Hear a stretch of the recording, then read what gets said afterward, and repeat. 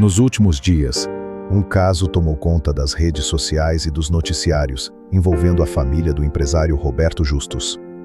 Tudo começou quando Ana Paula Siebert, esposa de Justus, publicou uma foto de sua filha, Vicky, de apenas 5 anos, segurando uma bolsa da grife Fendi, avaliada em aproximadamente R$14 mil.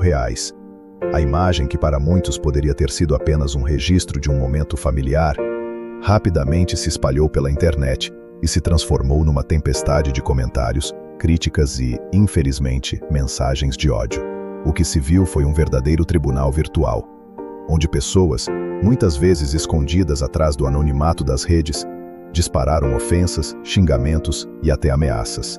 Entre os ataques, surgiram manifestações extremamente violentas. Algumas pessoas chegaram a dizer que só guilhotina resolve, ou até desejar a morte da criança.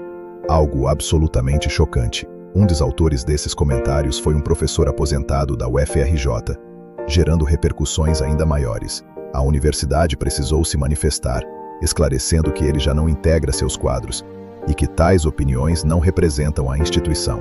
Diante de toda essa situação, tanto Roberto Justus quanto Ana Paula Siebert vieram a público para condenar o ódio e dizer que não aceitarão esse tipo de agressão. Roberto afirmou que está tomando providências jurídicas e que não vai permitir ataques à sua família, principalmente à filha, que é apenas uma criança.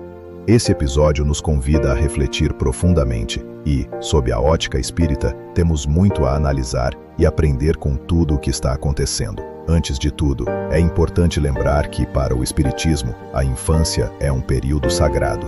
Allan Kardec, em O Livro dos Espíritos, explica que o espírito que reencarna passa pela fase infantil justamente para ser mais maleável, mais sensível às impressões do bem e para se reajustar às leis divinas. A criança ainda não carrega em sua expressão exterior toda a carga de imperfeições que possa trazer de existências passadas.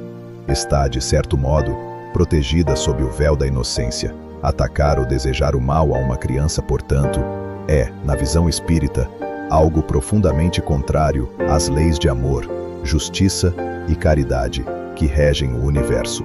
É evidente que vivemos num país desigual, onde a ostentação de objetos de luxo desperta, muitas vezes, sentimentos de indignação ou revolta. O Espiritismo não condena a posse de bens materiais, mas alerta que a riqueza é uma prova difícil. Emmanuel, em diversas obras psicografadas por Chico Xavier, ensina que a riqueza é um empréstimo divino para que possamos fazer o bem, ajudar, empregar recursos em benefício do próximo. Quando se transforma apenas em vaidade ou ostentação, ela pode se converter em obstáculo.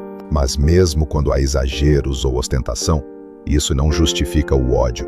Criticar, apontar, discordar são atitudes possíveis, mas sempre dentro dos limites do respeito e da caridade.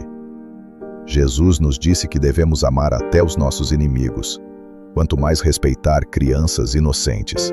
O Evangelho segundo o Espiritismo, no capítulo sobre a indulgência, nos ensina que devemos ser brandos no julgar, indulgentes com as falhas alheias, porque também temos as nossas. Lembrando o ensinamento, a indulgência atrai, acalma, ergue. O rigor desanima, afasta, irrita.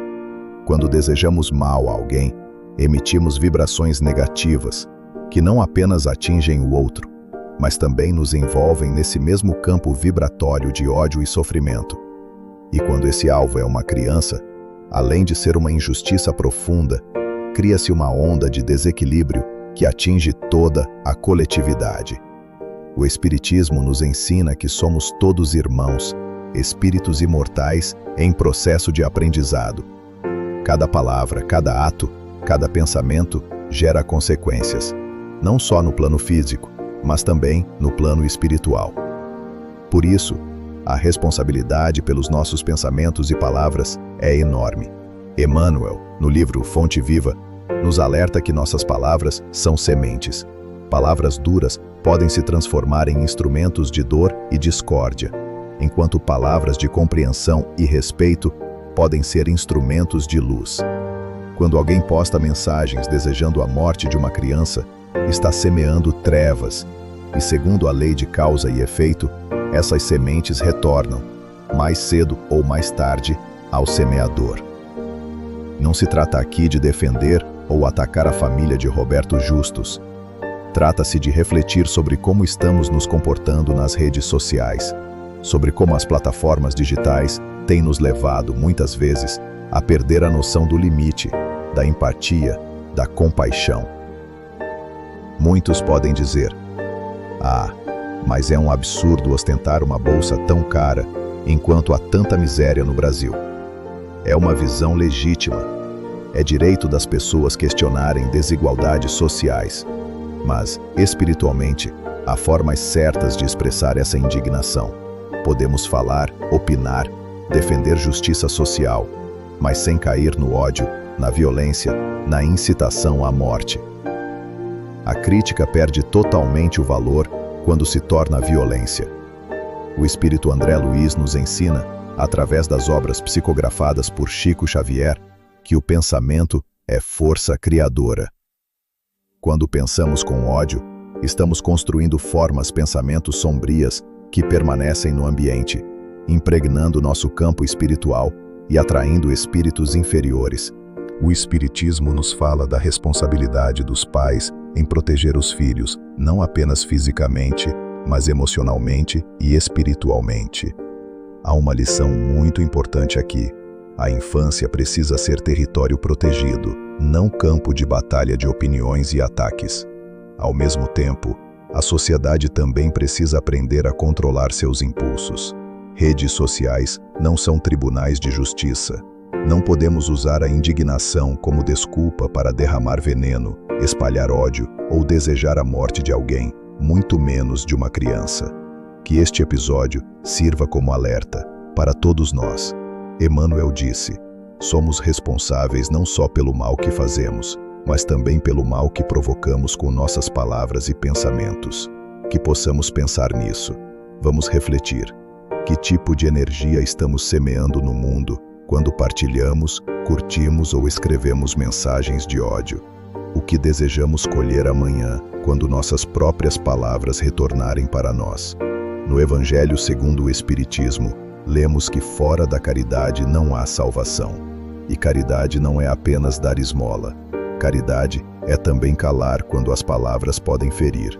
É ponderar antes de julgar. É ter compaixão até daqueles cujos atos nos parecem equivocados. Que possamos aprender a usar as redes sociais para espalhar o bem, para iluminar consciências, para construir pontes de compreensão.